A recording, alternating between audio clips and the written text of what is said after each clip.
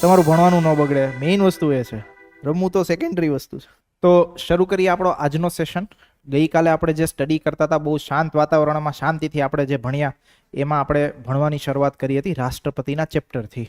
Okay, રાષ્ટ્રપતિનું chapter જોયું, રાષ્ટ્રપતિના ચૂંટણી સંબંધીની અમુક બાબતો જોઈ, સાથે સાથે રાષ્ટ્રપતિની જે સત્તાઓ છે, સત્તાઓ વિશે આપણે માહિતી મેળવવાનું શરૂ કર્યું. અને આજે એ જ સત્તાઓથી આગળ વધીને રાષ્ટ્રપતિના ચેપ્ટરને આપણે પૂર્ણાહુતિ જાહેર કરીશું.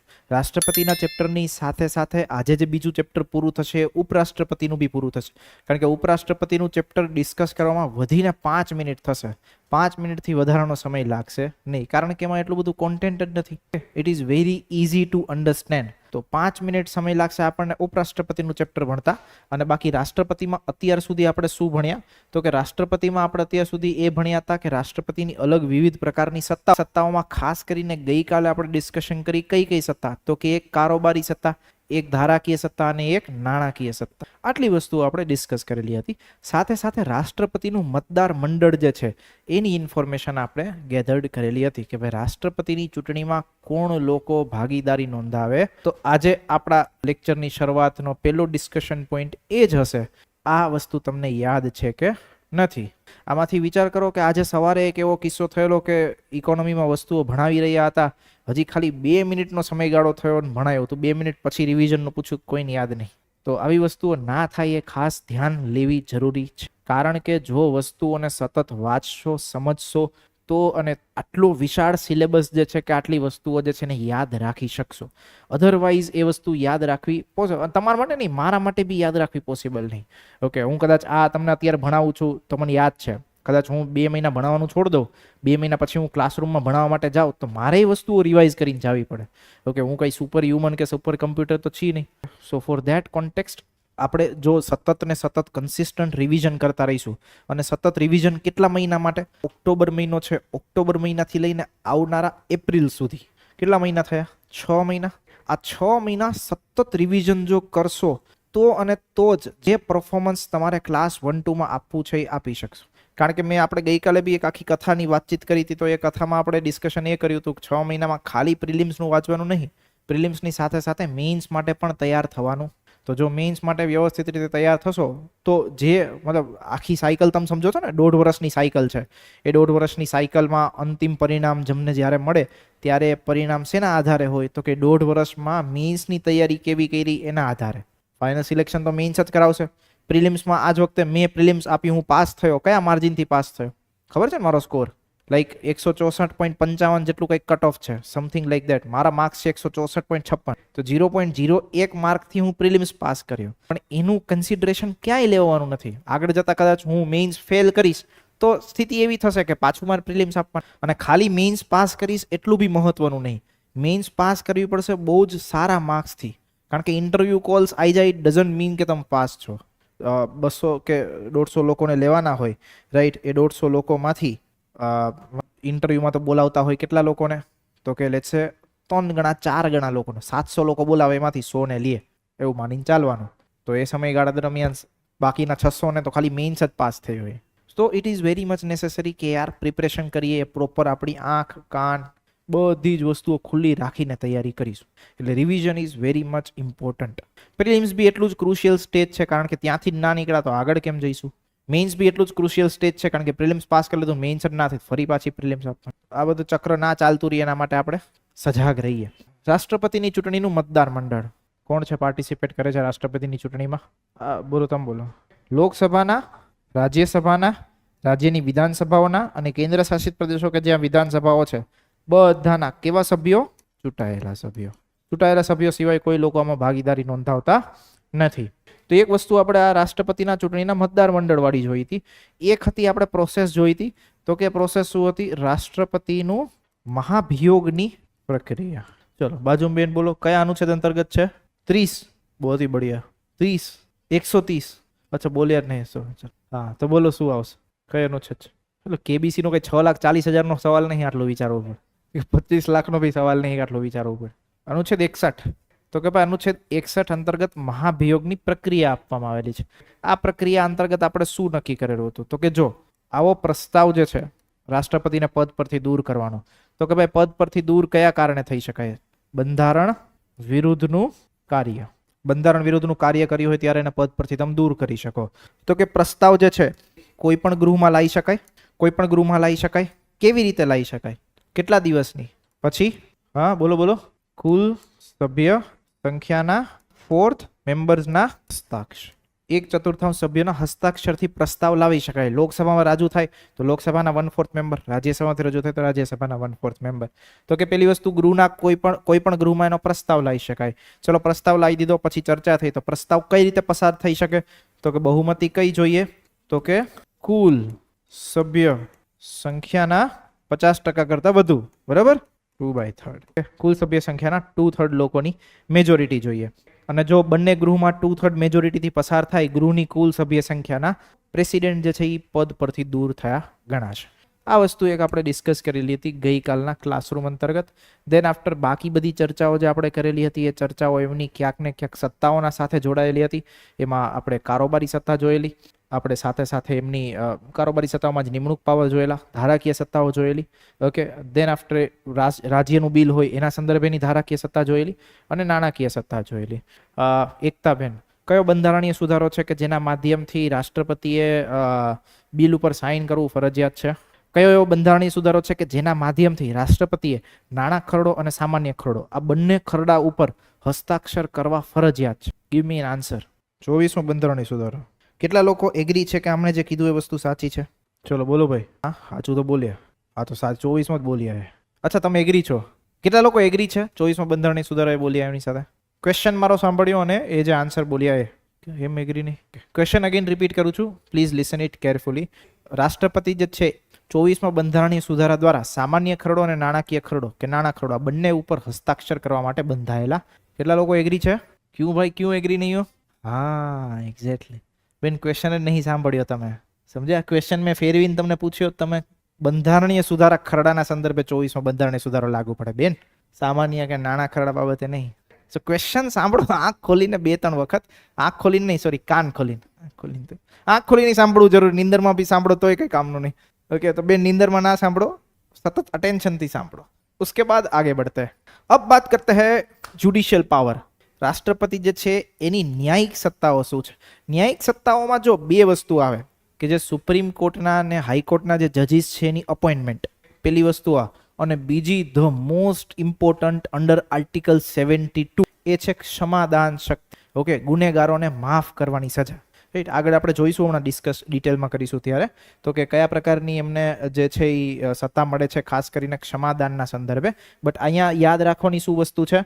તો કે જેમ આપણે આગળ મહાભિયોગની પ્રક્રિયા અનુચ્છેદ 61માં થાય છે એવું યાદ રાખેલું હતું, એવું અહીંયા શું રાખવાનું છે? તો કે અનુચ્છેદ 72, અનુચ્છેદ 72. અનુચ્છેદ 72 અંતર્ગત શું છે? તો કે ગુનેગારોની માફ કરવાની સજા. એ કેવા કેવા પ્રકારની સજાઓ માફ કરી શકે એના હમણાં એક્ઝામ્પલ્સ આગળ જોઈશું. અત્યારે ખાલી એટલું યાદ રાખો, ક્ષમાદાન શક્તિ જે છે એમાં છે અનુચ્છેદ 72 અંતર્ગત. દેન આફ્ટર અનુચ્છેદ 143. અનુચ્છેદ 143 અંતર્ગત શું થઈ શકે? તો કે રાષ્ટ્રપતિ જે છે સુપ્રીમ કોર્ટ પાસેથી સલાહ માગી શકે, એડવાઇઝરી લઈ શકે. એ વસ્તુ મેન્શન કર્યું, રાષ્ટ્રપતિએ સર્વોચ્ચ ન્યાયાલય કે કોઈ પણ કાયદા બાબતે સલાહ માગી શકે. રાઈટ, આપણે જ્યારે સુપ્રીમ કોર્ટનું ચેપ્ટર ભણીશું ત્યારે એ વસ્તુ ડિસ્કસ કરીશું કે અમુક બાબતો ઉપર રાષ્ટ્રપતિને સુપ્રીમ કોર્ટે સલાહ આપવી ફરજિયાત છે, અમુક બાબતો ઉપર સલાહ આપવી ફરજિયાત નથી. ચાલે નો બી આપે, ક્લિયર? બટ અત્યારે ખાલી એટલું યાદ રાખીશું કે અનુચ્છેદ 143 તો કે સુપ્રીમ કોર્ટ પાસેથી એડવાઇઝરી, ઓકે, એન્ડ અનુચ્છેદ 72 ગુનેગારોને માફ કરવાની સજા. અહીંયા સુધી વસ્તુ ક્લિયર થઈ. આગળ વધીએ. પછી આવશે સૈન્ય સત્તા. સૈન્ય સત્તામાં જો આ એક ક્વેશ્ચન પૂછાયેલો હતો, તો કે ક્વેશ્ચન શું પૂછાયેલો હતો? ત્રણેય સૈન્ય પાંખોના સરસેનાપતિ તરીકે કોણ ભૂમિકા ભજવે છે? આ ક્વેશ્ચન જીપીએસસીમાં પૂછાઈ ગયો છે. પપલું ને પરચુરણ ટાઈપનો ક્વેશ્ચન છે, પણ ઘણી વખત નહીં યાદ રહેતું હતું લોકોને. એ લોકો પ્રધાનમંત્રી કરીને આવે. નો, કરેક્ટ આન્સર ઇઝ રાષ્ટ્રપતિ. તો રાષ્ટ્રપતિ જે છે એ ત્રણેય સૈન્યની પાંખો, ત્રણેય સૈન્યની પાંખો મતલબ કે ઇન્ડિયન આર્મી, નેવી અને એરફોર્સ. ઓકે, આ ત્રણેયની જે પાંખ છે, મતલબ આપણા સેનાની જે 3 વિંગ છે એના સરસેનાપતિ તરીકે ઓળખાય. ઓકે, ત્રણેય જે ફોર્સિસ છે એના મુખ્યાઓની, એટલે કે એમના જે ચીફ હોય એની નિમણૂક પણ કોણ કરે છે? રાષ્ટ્રપતિ. પસંદગી ભલે કેન્દ્ર સરકાર કરતી હોય, આપણે વાત કરી હતી નિમણૂક બાબતની, તો નિમણૂક કોણ કરે? રાષ્ટ્રપતિ. એન્ડ લાસ્ટ, કટોકટી સમયની સત્તા. તો કે કટોકટી એટલે કે દેશમાં રાષ્ટ્રીય કટોકટી હોય, કોઈ રાજ્યમાં રાષ્ટ્રપતિ શાસન હોય અને નાણાકીય કટોકટી હોય, ત્રણેય ઇમ્પોઝ કરવાની સત્તા કોની પાસે છે? પ્રેસિડેન્ટ. ક્લિયર હુઆ? આ આપણે જે ડિસ્કશન કરેલું એ ડિસ્કશન શેના સંદર્ભે કરેલું તો કે રાષ્ટ્રપતિ પાસે કઈ કઈ પ્રકારની સત્તાઓ છે તેના સંદર્ભે. હવે એક કોન્સેપ્ટ આપણે સમજવો છે. એ કોન્સેપ્ટનું નામ છે રાષ્ટ્રપતિનો વીટો પાવર, વીટો શક્તિ. સામાન્ય રીતે વીટો, પેલા તો જે મિનિંગ છે મિનિંગને સમજવાનો પ્રયત્ન કરીએ એટલે તમને ખબર પડે કે ભાઈ આપણે મતલબ શું વસ્તુઓ સમજવાની છે. તો કે વીટોનો મિનિંગ થાય રાઈટ ટુ ડિનાય, કોઈ વસ્તુને નકારવાની બાબત. તમે કોઈ એમ કીધું કે ના હું આ નહીં કરું, ઇટ મીન્સ તમે તમારો વીટો યુઝ કર્યો કે તમે આ વસ્તુ સાથે એગ્રી નથી. This is called as an veto power. United Nation Security કાઉન્સિલમાં જે 5 પરમેનન્ટ દેશો છે એ 5 પરમેનન્ટ દેશો પાસે વીટો પાવર છે. જો કોઈ બાબત મતલબ સામે પ્રપોઝલ મૂકવામાં આવે તો એ 5 માંથી કોઈ એક બી દેશ પોતાનો વીટો યુઝ કરે, ઇટ મીન્સ કે એ બાબત આગળ વધી શકે નહીં. જેમ કે આપણે મસૂદ અઝહર કે એવો કોઈક વ્યક્તિ કે પાકિસ્તાનનો એને એઝ અ ઇન્ટરનેશનલ ટેરરિસ્ટ ઘોષિત કરવા માટેનો પ્રપોઝલ મૂક્યો હતો યુનાઇટેડ નેશન સિક્યોરિટી કાઉન્સિલમાં. ચીને ના પાડી દીધી કે અમે આની સાથે એગ્રી નથી, તો મતલબ મેટર પૂરી. તો વીટોનો મતલબ થાય રાઈટ ટુ ડિનાય. એવી જ રીતે આપણા દેશમાં આપણા જે કાયદાઓ, આપણા જે ખરડાઓ છે એ ખરડાઓના સંદર્ભે રાષ્ટ્રપતિ પાસે વીટો પાવર છે. શું છે વીટો પાવર એને વન બાય વન ડિસ્કસ કરીએ, રાઈટ? એટલે આપણને ખબર પડે. તો કે જો ખરડો જે છે એ આપણે ડિસ્કસ કર્યું એમ કે રાષ્ટ્રપતિના હસ્તાક્ષર પછી શું બને? કાયદો. હવે જ્યારે ગૃહમાંથી ખરડો પસાર થઈને રાષ્ટ્રપતિની મંજૂરી માટે મોકલવામાં આવે ત્યારે રાષ્ટ્રપતિ પોતાની વીટો શક્તિ અનુસાર પગલાં લઈ શકે. વીટો શક્તિ અનુસાર પગલાં લે એનો મતલબ શું? તો કે જો આ 4 પ્રકારની વસ્તુ જે છે એનો ઉપયોગ કરી શકે. જો એ બિલ ઉપર હસ્તાક્ષર કરી દે છે તો વીટોનો કોઈ પ્રશ્ન જ નથી, કારણ કે એ બિલ સાથે એગ્રી છે. પણ ઇનકેસ હસ્તાક્ષર નથી કરતા તો એની પાસે કયા ઓપ્શન છે? આ ઓપ્શન્સ એમની પાસે કયા અનુચ્છેદ મુજબના છે? તો કે 111 મુજબના, 111. Okay, right. તો અનુચ્છેદ 111 મુજબ રાષ્ટ્રપતિ પાસે વીટો શક્તિ. આ યાદ એટલા માટે રાખજો કારણ કે આ અનુચ્છેદ બી પૂછાઈ ગયેલી છે. આગળ આપણી પાસે રાષ્ટ્રપતિનો શું કે વટહુકમનો પાવર બી આવશે. તો વટહુકમ જે છે અનુચ્છેદ 123 અંતર્ગત છે, વીટો પાવર અનુચ્છેદ 111 અંતર્ગત છે. ક્વેશ્ચન પૂછાઈ શકે એની શક્યતા, એટલે આ વસ્તુ યાદ રાખજો. હવે ડિસ્કસ કરીએ વીટો. તો કે વીટોના સંદર્ભે કેવા કેવા પ્રકાર હોય? તો કે જો વીટોના પ્રકાર ભૂલી જાઓ, તમે ખાલી એવું વિચારો કે જ્યારે રાષ્ટ્રપતિ પાસે બિલ આવે ત્યારે રાષ્ટ્રપતિ પાસે કયા ઓપ્શન હોય? તો કે જો પહેલો ઓપ્શન, રાષ્ટ્રપતિ હસ્તાક્ષર કરી દે તો ખરડો કાયદો બની જાય, તો અહીંયા તો કોઈ વીટોનો પ્રશ્ન જ નહીં આવતો. બીજો વસ્તુ, એ હસ્તાક્ષર ના કરે, ના પાડે દે કે ભાઈ મારે આની ઉપર સાઇન નહીં કરવી, તો એ બિલ એન્ડ. ઓકે, મતલબ એ આગળ વધે. સેકન્ડ, એ બિલને એકવાર વિચારણા માટે પાછું મોકલી શકે. કોને પાછું મોકલે વિચારણા માટે? સંસદને જ મોકલે ને, જ્યાંથી આવ્યું હોય ત્યાં જ મોકલે ને પાછું, બીજા કોઈને થોડી મોકલવાના. તો સંસદને એ વિચારણા માટે પાછું મોકલી શકે, તો મતલબ પુનઃ વિચારણા માટે એક વખત બિલ મોકલી શકે. થર્ડ ઓપ્શન, બિલ ઉપર કાંઈ જ ના કરે, ના હા પાડે ના પાડે અને એમને રાખી મૂકે. જીવનમાં ઘણી વખત એવી સિચ્યુએશનમાં તમે ફસાયા હોય, ઓકે, કે ભાઈ કોઈકને તમે કંઈક કહેતા હોય, ના એ હા પાડે ના પાડે, તમને ખબર જ ના પડે સ્ટેન્ડ શું લેવાનું. ઓકે, તો રાષ્ટ્રપતિ ઘણી વખત બિલના સંદર્ભે એવું કરે. શું કરે? તો કે બિલ ઉપર સાઇન બી ના કરે, ઓકે, હા બી ના પાડે, બિલને ના બી ના પાડે, બેમાંથી કોઈ જ વસ્તુનું સ્ટેન્ડ ના લે, એઝ ઇટ ઇઝ સ્ટેટસ કો બનાવીને રાખે. તો આવી સિચ્યુએશન ઘણી વખત થતી હોય છે. આ ત્રણેય સિચ્યુએશનમાં અલગ અલગ પ્રકારના વીટો અહીંયા 4 લખેલા છે, એમાંથી એક ભારતના રાષ્ટ્રપતિ પાસે નથી, બાકીના 3 ભારતના રાષ્ટ્રપતિ પાસે. તો વન બાય વન આને જોઈએ કે શું વસ્તુ છે અને દેન આફ્ટર આપણને આઈડિયા આવી શકે. તો કે જો પહેલી વસ્તુ આત્યંતિક વીટો. આત્યંતિક વીટોનો મતલબ થાય હસ્તાક્ષર કરવાની મનાઈ ફરમાવે, એને કહેવાય આત્યંતિક વીટો. મતલબ કે બિલ એન્ડ થઈ જાય, હવે આગળ કાયદો બની શકે નહીં કારણ કે રાષ્ટ્રપતિએ સાઇન કરવાની ના પાડી દીધી. સેકન્ડ, શરતી વીટો. ભારતના રાષ્ટ્રપતિ પાસે છે નહીં એટલે આપણે કોઈ ચર્ચાનો વિષય નથી. શરતી વીટોમાં એવું થાય કે ભાઈ એક વખત ના પાડે, ઓકે, પછી ઈ જો ગૃહ જે છે ઈ જે મેજોરિટીથી પાસ કર્યું એના કરતાં વધારે મેજોરિટી લાઈન પાછું રાષ્ટ્રપતિને મોકલે તેને સાઇન કરવી પડે. બટ ભારતના દેશમાં એવો વીટો છે નહીં એટલે આપણને કોઈ ચર્ચાની કોઈ વિષય કરવાનો નથી. નિલંબનકારી વીટો. નિલંબનકારી વીટોનો મતલબ શું થાય? કે ખરડો જે છે શું કરે? તો કે પુનઃ વિચારણા માટે મોકલે. કે ખરડો જે છે એ પુનઃ વિચારણા માટે મોકલે. અને પોકેટ વીટો. પોકેટ વીટોનો મતલબ એવો થાય કે ભાઈ સ્વીકાર પણ નહીં એન્ડ અસ્વીકાર પણ, સ્વીકારે બી નહીં અને અસ્વીકારે બી નહીં, અને એમને સિચ્યુએશન બનાવી રાખે, તો એને શું કહેવાય? Pocket veto. તો આ વીટોના પ્રકારો. તો ભારતના રાષ્ટ્રપતિને 3 પ્રકારના વીટો મળે. કયા 3 પ્રકારના વીટો મળશે? આત્યંતિક વીટો, મતલબ ખરડા ઉપર સાઇન કરવાની ના પાડી દે. નિલંબનકારી વીટો, મતલબ કે ખરડાને પાછો પુનઃ વિચારણા માટે મોકલે. અને ત્રીજું પોકેટ વીટો, મતલબ કે બિલ ઉપર હસ્તાક્ષર બી ના કરે, મતલબ સ્વીકાર બી ના કરે અને અસ્વીકાર બી ના કરે. તો આ 3 પ્રકારના વીટો ભારતના રાષ્ટ્રપતિ પાસે.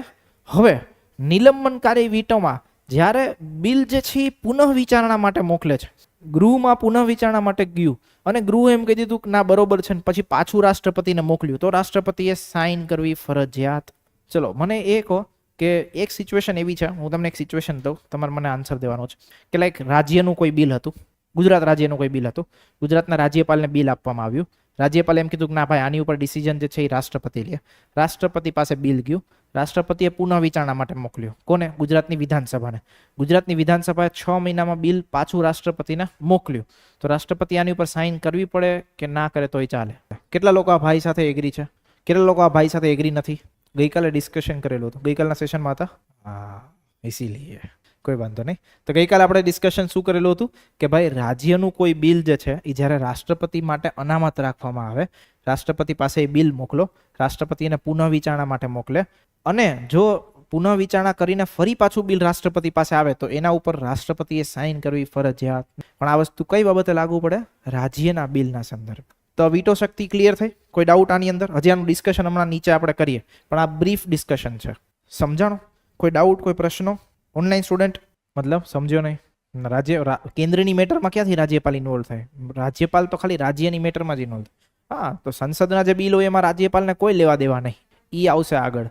અમુક બંધારણીય સુધારો જે છે મતલબ એમાં રાજ્યપાલ તો ઇન્વોલ્વ ના થાય, પણ રાજ્યની વિધાનસભાઓ ઇન્વોલ્વ થાય.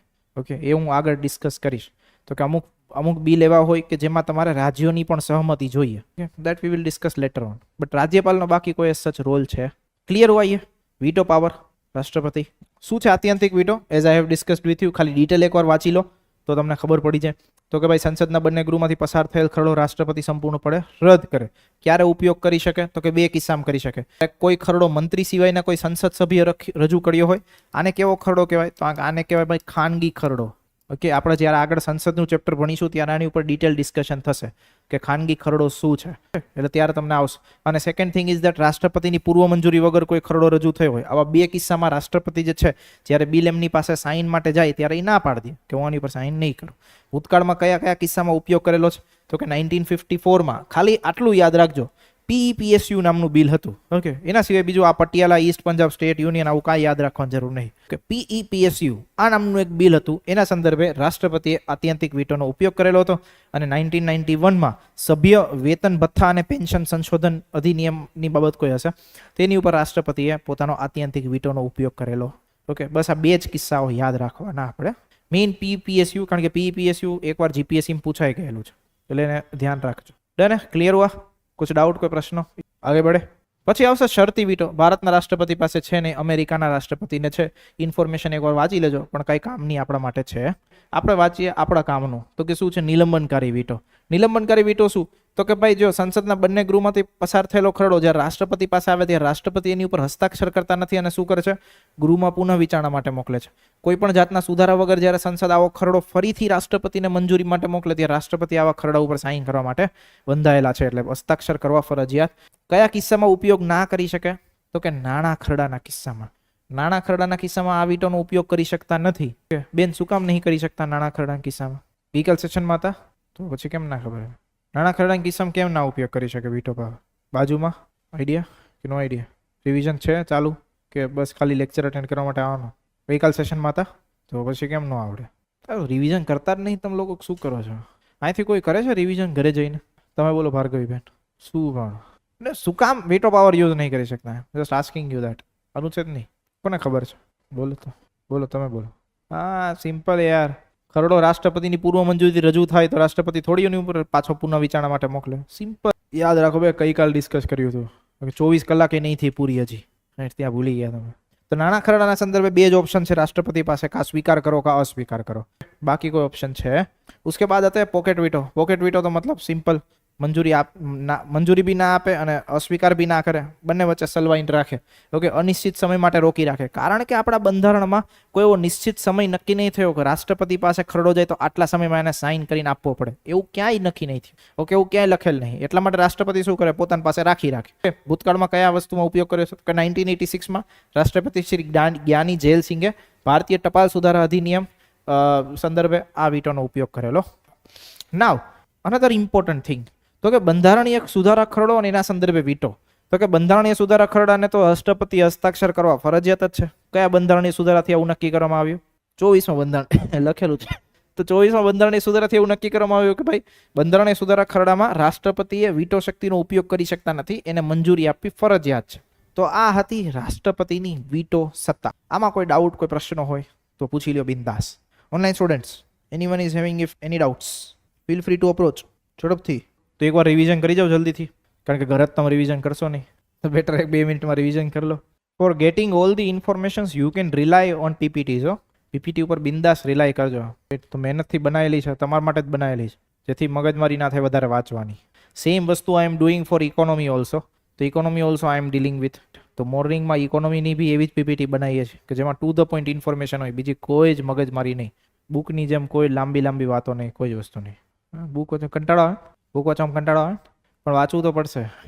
ઇંગ્લિશ કેટલા લોકોએ વર્કઆઉટ ચાલુ કર્યું ઇંગ્લિશ ઉપર? Many of you? 1 2 3 4 5 6. બાકીના લોકો કયા ભાવમાં કરશો? કરો યાર, થોડું વર્કઆઉટ ચાલુ કરો, ટાઈમ મેનેજ કરો બધી વસ્તુઓમાં. સવાર બપોર સાંજ રાત આખો દિવસ વાંચવા સિવાય કાંઈ જ કામ નહીં. છે કોઈ જોબ કરે છે આમાંથી? જોબ કરે છે કોઈ નહીં? તો બાકી બધા લોકો વાંચવાનું ચાલુ કરો. ઇંગ્લિશ સારું હોય તો કોઈ ટેન્શન નહીં, ના સારું હોય તો જ્યારથી જાયગા ત્યારથી સવાર, જેટલી વહેલી સવાર પડે એમાં સારું. આગે બઢે. Next topic is ordinance making power president. Ordinance making પાવરમાં કઈ વસ્તુઓ સમજવાની છે એને આપણે એકવાર જલ્દીથી ડિસ્કસ કરી લઈએ, so that you will get an idea કે શું છે. તો કે સામાન્ય રીતે કેવું હોય કે એક સિચ્યુએશન તમે આઈડિયલ સમજો. તો કે સિચ્યુએશન એવી છે કે સંસદના ગૃહમાંથી ખરડો પસાર થયો, ખરડો પસાર થઈને ગયો કોની પાસે? રાષ્ટ્રપતિ પાસે. રાષ્ટ્રપતિ એની ઉપર સાઇન કરે, પછી ખરડો કાયદો બને. આ એક નોર્મલ પ્રોસેસ છે. હવે આ પ્રોસેસ પોસિબલ ત્યારે થઈ શકે, જ્યારે આપણું સંસદ જે છે એ 12 માસ ચાલતું હોય. બટ એવું છે નહીં. સંસદ જે છે એ વર્ષમાં 2 વખત માંડ મળતું હોય છે. વર્ષમાં 2 વખત કે 3 વખત માંડ મળે. ક્યારે? તો કે જ્યારે એના સેશન્સ હોય ત્યારે. આપણા દેશમાં સંસદ જે છે એ સામાન્ય રીતે 3 વખત મળતું હોય છે.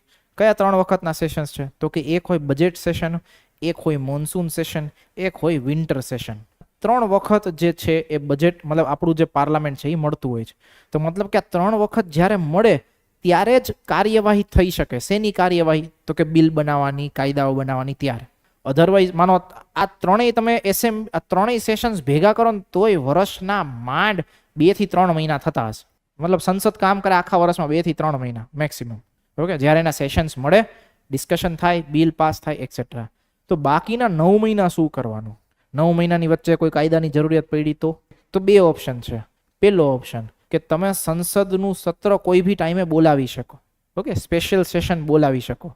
જે ગૃહના અધ્યક્ષ હોય એની પાસે સત્તા છે કે સરકાર પાસે સત્તા છે, આપણે આગળ ડિસ્કસ કરીશું જ્યારે ચેપ્ટર ભણીશું ત્યારે, કોની પાસે સત્તા છે સંસદનું સત્ર ક્યારે બોલાવો.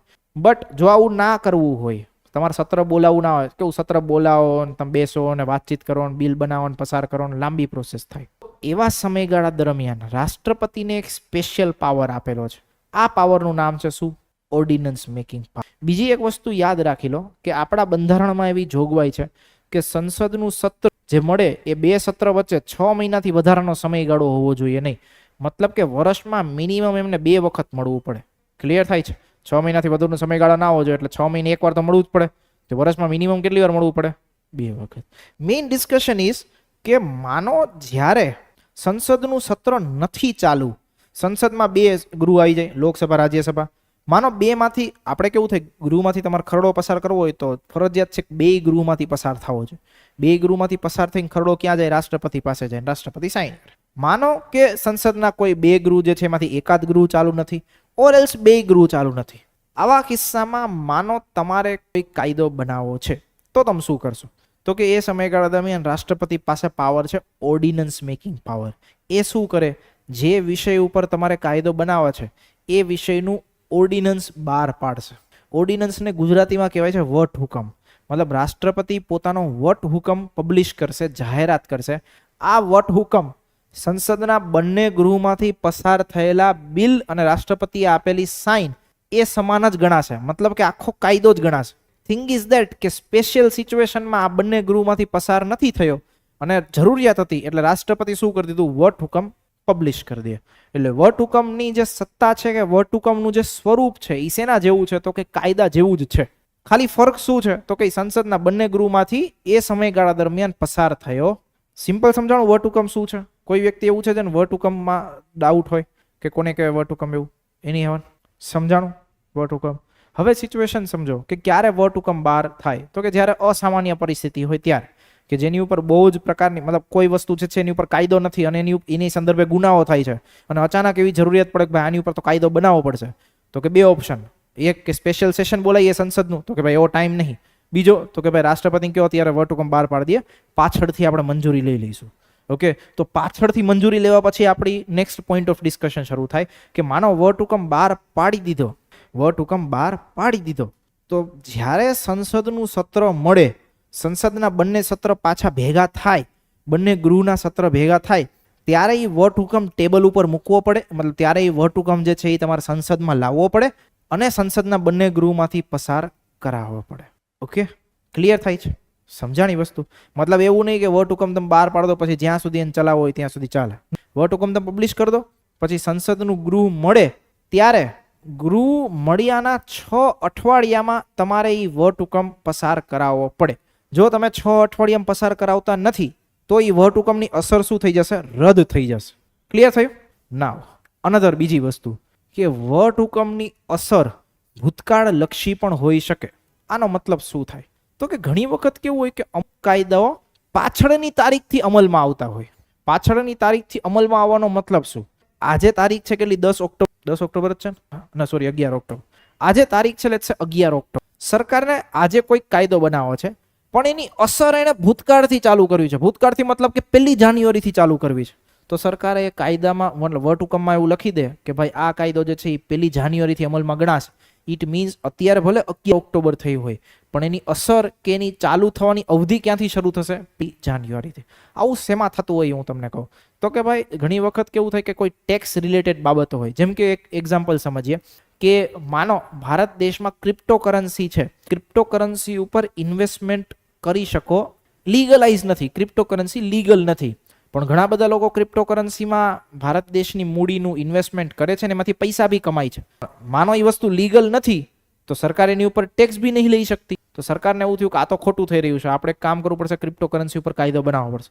તો કે સરકારને એવું ધ્યાનમાં એવું અત્યારે 2024નો સમયગાળો છે ને, ભારત દેશમાં તો લોકો જે છે 2020થી ક્રિપ્ટોકરન્સીમાં ઇન્વેસ્ટ કરે છે, ત્યાંથી બહુ બધા લોકો પૈસા કમાય. તો સરકાર શું કરે તો કે 2024માં જે વટહુકમ લાવે ને એમાં એવું લખી દે કે ભાઈ આ વટહુકમ કે આ કાયદાની શરૂઆત ક્યાંથી થયેલી ગણાશે તો કે 2020થી ગણાશે. 2020થી જેટલા લોકોએ ક્રિપ્ટોકરન્સી ઉપર ઇન્વેસ્ટ કર્યું છે અને પૈસા કમાણા છે બધા લોકોએ ટેક્સ ભરવો પડશે. સરકારને આવો કાયદો બનાવવો હોય તો સરકાર બનાવી શકે. આનો મતલબ શું થાય? ભૂતકાળલક્ષી અસરથી કાયદો બનાવ્યો તે. સેકન્ડ થિંગ, આ ભૂતકાળલક્ષી અસરનો કાયદો ઓનલી એન્ડ ઓનલી દીવાની બાબતોમાં લાગુ પડે. દીવાની મતલબ કે સિવિલ મેટર્સ, ક્રિમિનલ મેટર્સમાં નહીં. આપણે ખબર છે એકવાર ડિસ્કસ કર્યું હતું. કયો અનુચ્છેદ ડિસ્કસ કરી હતી? અનુચ્છેદ ગુનાઓ અને દોષ સિદ્ધિ બાબતે રક્ષણ. કયો અનુચ્છેદ? પાછળ 20. આર્ટિકલ 20. આર્ટિકલ 20 શું છે? ગુનાઓ અને દોષ સિદ્ધિ બાબતે રક્ષણ. એમાં 20(1) જેવું લખેલું હતું ભૂતકાળલક્ષી કાયદાઓથી રક્ષણ. મતલબ શું તો કે જે વ્યક્તિ જ્યારે કોઈ ગુનો કરે એ સમયે કાયદો અમલમાં હોવો જોઈએ. જો કાયદો અમલમાં નથી તો તમે એને સજા કરી શકો નહીં. મતલબ ભવિષ્યમાં કાયદો બનાવીને તમે એને સજા ના કરી શકો. પણ એ કેવી મેટરમાં? ફોજદારી મેટરમાં. દીવાની બાબતો, આવી ટેક્સેશન રિલેટેડ મેટર હોય તો એમાં ભૂતકાળલક્ષી અસરથી લાગુ કરી શકાય. ઇટ મીન્સ વટહુકમ જે છે એ વટહુકમને ભૂતકાળલક્ષી અસરથી તમે લાગુ કરી. ચલો આ થઈ ગયું. હવે મેં તમને કીધું એમ એક ફેક્ટ યાદ રાખવાનું છે. શું તો કે વટહુકમ જે છે તમે પબ્લિશ કરી દો પછી સંસદનું ગૃહ મળશે તો ખરી જ ગમે ત્યારે. તો જ્યારે સંસદનું ગૃહ મળે ત્યારે ગૃહ મળ્યાની તારીખથી 6 અઠવાડિયામાં તમારે એ વટહુકમ પસાર કરાવવું પડે. જો તમે વટહુકમ પસાર કરાવો નહીં તો એ વટહુકમની અસર શું થઈ જાય? રદ થઈ જાય. મતલબ એ જે કાયદો છે એ રદ થશે. સેકન્ડ થિંગ, વટહુકમનો મહત્તમ સમયગાળો કેટલો? તો કે જો આપણે જેમ ડિસ્કસ કર્યું એમ કે 6 મહિનામાં એક વખત તો સંસદના ગૃહે મળવું જ પડે. હવે માનો સિચ્યુએશન આપણે હાઇપોથેટિકલી સમજીએ તો કે જાન્યુઆરી મહિનામાં સરકારે વટહુકમ પબ્લિશ કર્યો. જાન્યુઆરી મહિનામાં પબ્લિશ કર્યો, સંસદનું ગૃહ મળતું જ નથી. તો આપણે તો નક્કી આપણે તો સમજેલા 6 મહિનામાં એકવાર તો મળવું જ પડે. એટલે માનો મળ્યું જ નહીં પણ જૂન આવશે તો મળવું તો પડશે જ. તો મતલબ જાન્યુઆરી મહિનામાં વટહુકમ પ્રકાશિત કર્યો તો જૂન મહિનામાં સંસદનું સત્ર મળ્યું, 6 મહિના થયા. જૂનમાં તો મળવું ફરજિયાત છે. જૂનમાં મળ્યું ત્યારથી કેટલા અઠવાડિયાનો સમયગાળો ગણાશે? 6 અઠવાડિયાનો. મતલબ કે કોઈ બી વટહુકમ હોય એનો મહત્તમ સમયગાળો કેટલો? 6 મહિના 6 અઠવાડિયા. આ જ વસ્તુ લખેલી છે. ના, બંધારણીય જોગવાઈ છે એટલે મળવું તો પડે જ. થયું તું ત્યારે બી. હા, મતલબ ત્યારે હવે એવો પ્રકારનો બંધારણીય સુધારો કરવો પડે તો થાય. બંધારણમાં તો એવું લખેલું જ છે કે ભાઈ 6 મહિનામાં એકવાર તો મળવું જ પડે. ક્લિયર? બંધારણીય સુધારો કરી દે તો ચાલે, બાકી નહીં. ડન હુઆ? તો વટહુકમનો મહત્તમ સમયગાળો કેટલો? 6 મહિના અને 6 અઠવાડિયા. સમજાણવાનું મેકેનિઝમ શું છે? હવે આ બધી વસ્તુઓ વાંચો તો આપણને સમજ પડશે કે ભાઈ વટહુકમ સંદર્ભે આપણે શું કહેવા માંગીએ છીએ. પેલી વસ્તુ, કયા અનુચ્છેદ અંતર્ગત વટહુકમની સત્તા છે? 1, 2, 3. રાષ્ટ્રપતિના અનુચ્છેદ 123 અંતર્ગત વટહુકમ જાહેર કરવાની સત્તા છે.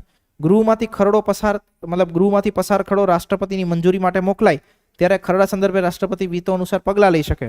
એ વસ્તુને આપણે એસચ એટલી બધી કામની નહીં, પણ ત્રીજું ઇમ્પોર્ટન્ટ વસ્તુ છે તો કે વટહુકમ રાષ્ટ્રપતિ કોની સલાહથી પબ્લિશ કરે?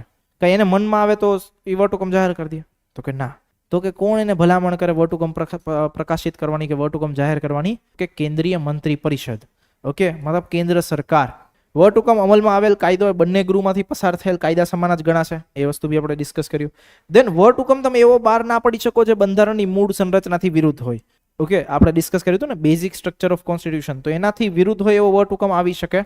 દેન સંસદને જે વિષયોમાં કાયદો ઘડવાની સત્તા છે એ જ વિષયોમાં રાષ્ટ્રપતિ વટહુકમ જાહેર કરી શકે. બેન, કઈ અનુસૂચિ જે છે એ આવું દર્શાવે છે. મારે જોવું હોય કે ભાઈ સંસદને કયા વિષયોમાં કાયદાઓ ઘડવાની સત્તા છે તો હું કઈ અનુસૂચિ જોઉં? કેટલા લોકોને યાદ છે? બસ ઇતની અનુસૂચિઓ ડિસ્કસ કરી હતી આપણે. કેટલા લોકો કહે છે કરી હતી? બોલો બેન. અનુસૂચિ 7. ઓકે, અનુસૂચિ 7 જે છે, અનુસૂચિ 7માં શું છે? તો અનુસૂચિ 7માં છે કેન્દ્ર યાદી. ઓકે, આ કેન્દ્ર યાદી ઉપર કાયદાઓ બનાવવાની સત્તા કોની પાસે છે? તો કે ભાઈ સંસદ પાસે. તો વટહુકમ રાષ્ટ્રપતિ કયા વિષયના સંદર્ભે બહાર પાડી શકે? તો કે એવા વિષયના સંદર્ભે બહાર પાડી શકે જેની ઉપર કાયદો બનાવવાની સત્તા કોની પાસે છે? સંસદ પાસે. દેન આફ્ટર આપણે ડિસ્કસ કર્યું એમ કે આની અસર રેટ્રોસ્પેક્ટિવ એટલે ભૂતકાળલક્ષી બી હોઈ શકે. દેન તો કે સંસદનું સત્ર મળ્યાના 6 અઠવાડિયામાં બંને ગૃહમાંથી પસાર થવો જરૂરી છે. સામાન્ય સમયગાળો શું? 6 અઠવાડિયામાં બંને ગૃહના મતલબ સત્રો મળે. ઓકે, એના 6 અઠવાડિયામાં વટહુકમ બહાર પડવો જોઈએ. પણ મેક્સિમમ સમયગાળો કેટલો? 6 મહિના અને 6 અઠવાડિયા.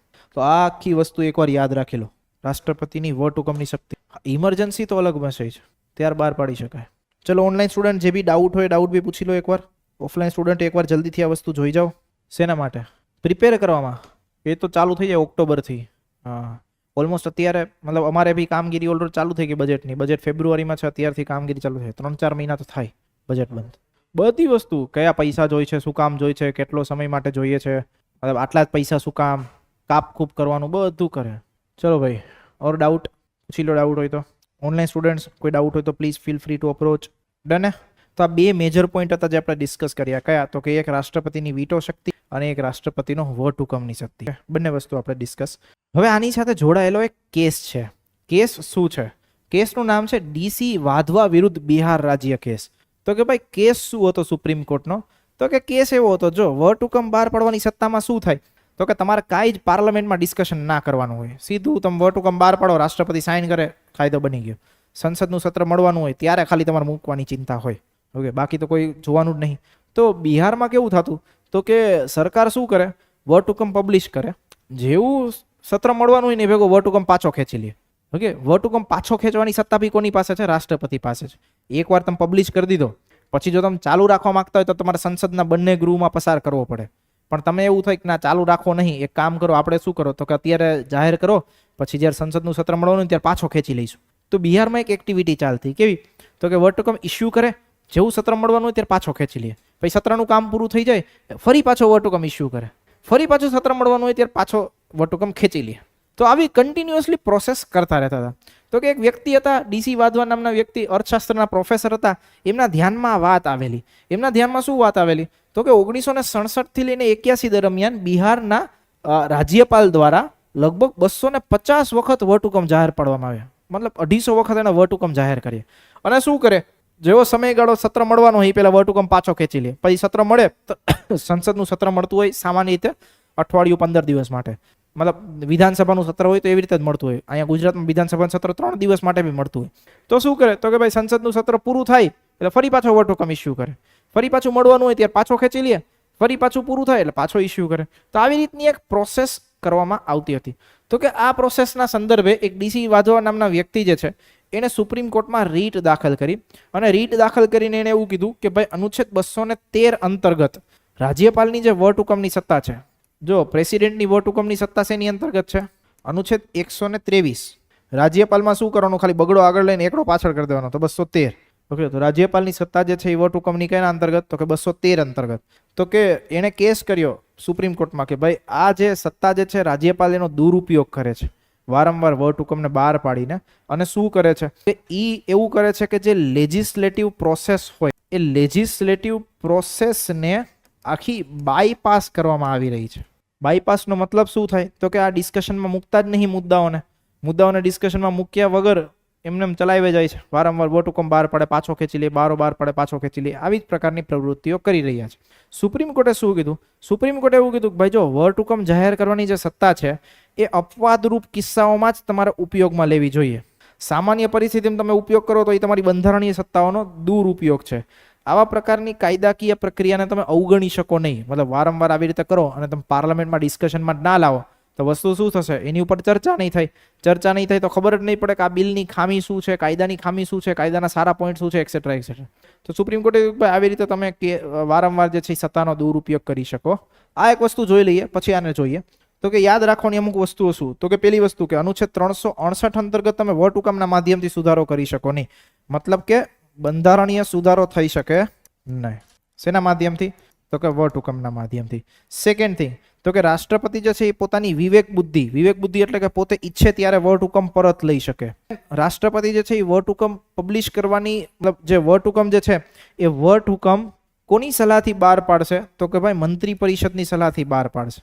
અને લાસ્ટ તો કે જ્યારે વટ હુકમને તમે સંસદમાં મૂકો પાસ કરાવવા માટે, રાઈટ, ત્યારે તમારે એનું કારણ દર્શાવવું પડે કે ભાઈ આવી સ્થિતિ હતી એના કારણે અમારે વટ હુકમ બહાર પાડવો. ટેબ્યુલર ફોર્મ છે, ટેબ્યુલર ફોર્મમાં શું લખ્યું છે મેં? તો કે ભાઈ જો લોકસભા ચાલુ હોય, રાજ્યસભા ચાલુ હોય, વટ હુકમ બહાર પાડી શકાય. બંને ગૃહ ચાલુ હોય ત્યારે તો વટ હુકમ ના થાય ને. ગૃહ કોઈ પણ એક ગૃહ કે બે ગૃહ કામ ના કરતા હોય ત્યારે વટ હુકમ તમે બહાર પાડી શકો. તો કે ભાઈ લોકસભા ચાલુ નથી, રાજ્યસભા ચાલુ છે, વટ હુકમ બહાર પાડી શકાય. લોકસભા ચાલુ છે, રાજ્યસભા ચાલુ નથી, વટ હુકમ બહાર પાડી શકાય. લોકસભા ચાલુ નથી, રાજ્યસભા ચાલુ નથી, વટ હુકમ બહાર પાડી શકાય. Okay, clear? મતલબ બે માંથી કોઈ એક ગૃહ અથવા બંને ગૃહ ચાલુ ના હોય ત્યારે તમે વટ હુકમ બહાર પાડી. और कुछ doubt? Anyone is having any doubts? Online students, offline students, बोलो डाउट है तो बोलो. એકવાર વાંચી લ્યો જલ્દીથી વટ હુકમ આખું, પછી આગળ ડિસ્કશન કરીએ. સમજાય છે? બે નવા બેનો કે બધું ઉપરથી જાય અંદર આવે છે? અહીંયા મતલબ અહીંથી જઈને અંદર કેવું થાય કે કોઈ બી કોન્ટેન્ટ હોય અહીંયાથી અંદરથી ઘૂસે, પછી આખા મગજમાં ફરે, પછી મગજ એને એનાલિસિસ કરે, પછી એને સબકોન્શિયસ માઇન્ડમાં સેવ કરે કે આવી ઇન્ફોર્મેશન વાંચી હતી, અને એનો ઉપયોગ થાય એક્ઝામમાં. તો સબકોન્શિયસ માઇન્ડ રિકોલ કરે કે હા લેક્ચરમાં પીપીટી આવી હતી, એમાંથી આવું ભણ્યા હતા. પણ એ પ્રોસેસ ત્યારે જ થાય, આ તો તમે નવા છો એટલે કહું છું, એ પ્રોસેસ ત્યારે જ થાય જ્યારે તમે રિવિઝન કરો ત્યારે, જે બાકીના લોકો કરતા નહીં. રસ્તાઓ આપણને કોઈ બી જગ્યાના યાદ શું કામ રહે છે? કારણ કે વારંવાર રસ્તાઓમાંથી આપણે પસાર થાય છે. તો વાંચન બી ત્યારે જ યાદ રહે જ્યારે વારંવાર વાંચો તો. તેમાં કોઈ લોજિક સાયન્સ નહીં બહુ મોટો. આગળ વધીશું. તો હવે ડિસ્કશનનો પોઈન્ટ આવશે રાષ્ટ્રપતિની ક્ષમાદાન શક્તિ. તો કે ક્ષમાદાન શક્તિમાં શું છે? તો કે ભાઈ રાષ્ટ્રપતિને કોઈ પણ આરોપીની સજા માફ કરવાની સત્તા હોય તે. તો કે સજા માફ કરવામાં કેટલી વસ્તુ આવી શકે? તો કે જો પેલા એ વસ્તુ સમજો કે અનુચ્છેદ 72 મુજબ રાષ્ટ્રપતિને આ સત્તા મળે છે. સત્તા આપણે ક્યાંથી લીધી છે? તો કે ભાઈ ઇંગ્લેન્ડના બંધારણમાંથી લીધી છે. કઈ કઈ વસ્તુના સંદર્ભે સત્તા પ્રાપ્ત છે? તો કે પેલી વસ્તુ, સજા કોઈ સેના ન્યાયાલય દ્વારા આપવામાં આવેલી હોય, મતલબ કે કોર્ટ માર્શલ દ્વારા કરવામાં આવેલું હોય, તો એના સંદર્ભે એની પાસે પાવર્સ છે કે એ સજાને ઓછી કરી શકે, માફ કરી શકે, સજાનો પ્રકાર બદલી શકે, એક્સેટ્રા. સજા કેન્દ્રીય કારોબારીની સત્તા અંતર્ગત આવતા કોઈ કાયદાના ઉલ્લંઘન બદલ કરે, મતલબ કેન્દ્ર સરકારે કોઈ કાયદો બનાવેલો ને એના સંદર્ભે એમને સજા થઈ હોય તો. થર્ડ વસ્તુ, એવા તમામ કિસ્સાઓ કે કેસ કે જેમાં આરોપીને મૃત્યુદંડની સજા થઈ હોય, જ્યારે બી એને મોતની સજા મળે, રાઈટ, ફાંસી કોકને કરવામાં આવે, તો એવા કિસ્સામાં માફ કરવાની સત્તા કોની પાસે છે? ઓનલી એન્ડ ઓનલી રાષ્ટ્રપતિ. તો કે જો રાષ્ટ્રપતિની ક્ષમાદાન શક્તિ જે છે એને આવી રીતે આપણે 5 પ્રકારમાં જોઈ શકીએ. તો કે પહેલો પ્રકાર સજાનો પ્રકાર બદલવો, બીજો પ્રકાર સજામાં ઘટાડો કરવો, ત્રીજી વસ્તુ સજામાં રાહત આપવી, ચોથી વસ્તુ સજાને વિલંબિત કરીને, પાંચમી વસ્તુ સજા માફ કરી દેવી, સંપૂર્ણ રીતે માફ. તો કે આ બધી વસ્તુના એક એક એક્ઝામ્પલ મેં અહીંયા મૂક્યા છે. એ એક્ઝામ્પલના માધ્યમથી તમને બહુ જ ઇઝી વેમાં સમજાઈ જશે.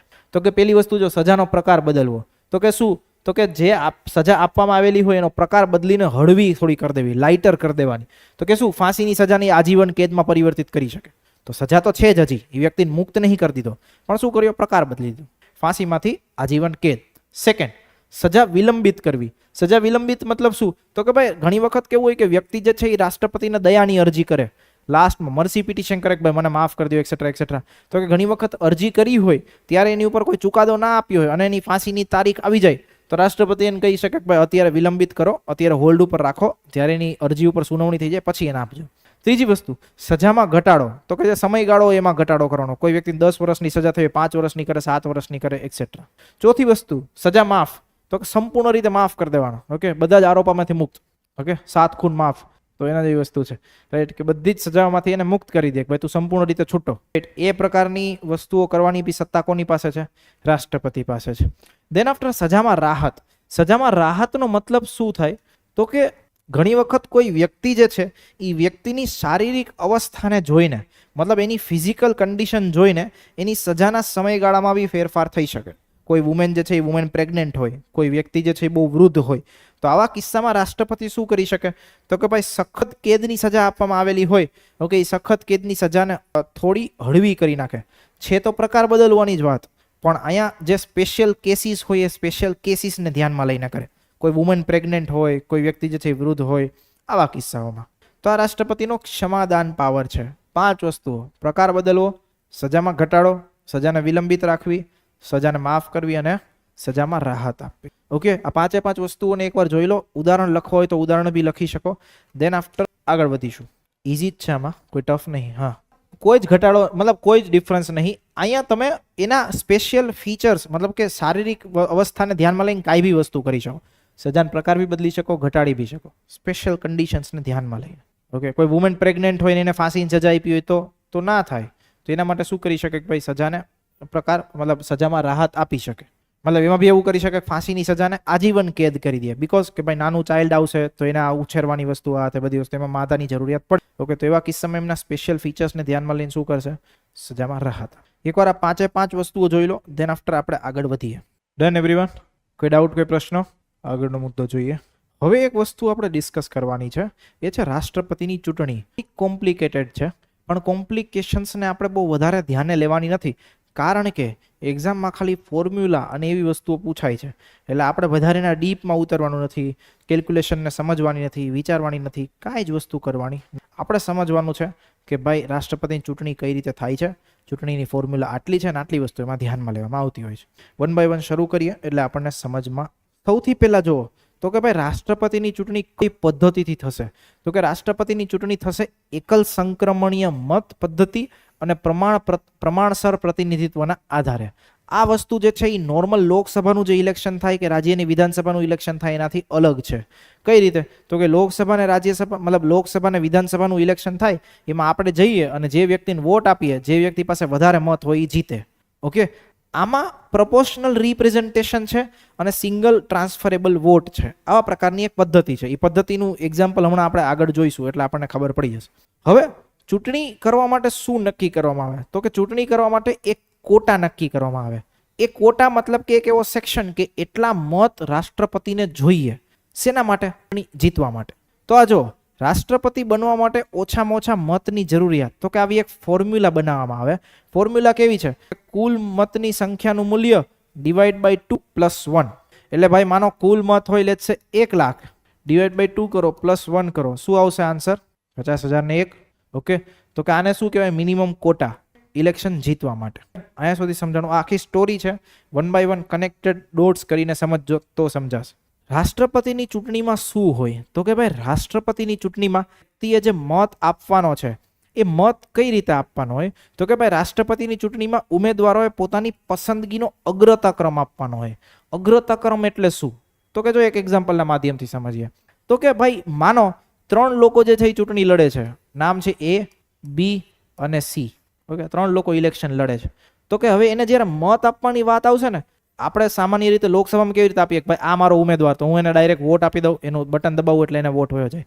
રાષ્ટ્રપતિની ચૂંટણીમાં એવું નહીં. રાષ્ટ્રપતિની ચૂંટણીમાં શું હોય? તો કે એક આવું મતપત્ર હોય. મતપત્રમાં અહીંયા લખ્યું હોય A, અહીંયા લખ્યું હોય B, અહીંયા લખ્યું હોય C. હવે જે વ્યક્તિ મત આપે એને પોતાનો પ્રેફરન્સ આપવાનો. તો કે અહીંયા સામે બાજુમાં બોક્સ દોરી આવે ને પ્રેફરન્સ આપે ભાઈ સી જે છે એ મારો પહેલો પ્રેફરન્સ છે રાષ્ટ્રપતિ બનવા માટે, બી જે છે એ મારો ત્રીજો પ્રેફરન્સ છે રાષ્ટ્રપતિ બનવા માટે, અને એ છે એ મારો બીજો પ્રેફરન્સ છે રાષ્ટ્રપતિ બનવા માટે. તો આવી રીતે આને શું કહેવાય? પસંદગીનો અગ્રતા ક્રમ, કે મારી પસંદગીનો અગ્રતા ક્રમ શું? તો કે પહેલા નંબર આ, બીજા નંબર આ, ત્રીજા નંબર આ. ક્લિયર થયું? મતલબ રાષ્ટ્રપતિની ચૂંટણીમાં ડાયરેક્ટ એક આપણે વોટ આપી દેતા. આટલી વસ્તુ સમજાણી. હવે થોડું આગળ વધીએ. આ વસ્તુ માઇન્ડમાં રાખજો, કારણ કે આગળની વસ્તુ તો જ સમજાશે.